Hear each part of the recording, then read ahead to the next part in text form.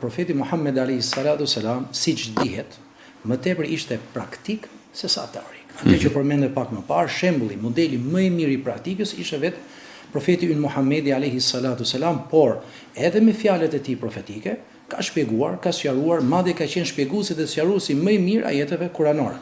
Ku Allahu xhelle xhelalu thotë, është bërë obligim agjërimi sikur ishte obligim për popujt e mëparshëm, la'allakum tattaqun, në mënyrë që ju të ruheni. Ndoshta mund ndërhyjë diçka që është e njohur tek shumica e muslimanëve në mënyrë që ju të jeni të devotshëm. Jo, nuk ka lidhje kjo drejt për drejt me devotshmërinë. Ka lidhje ti të ruhesh. Ittaqa yattaqi, fola në gjuhën arabe është të ruhesh nga diçka.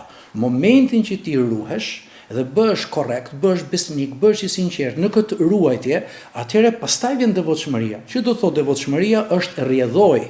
Është rrjedhoj e atyre gjërave për të cilët ti u ruajt për kë? Për hir të Zotit. Për kë? Për hir të Krijuesit.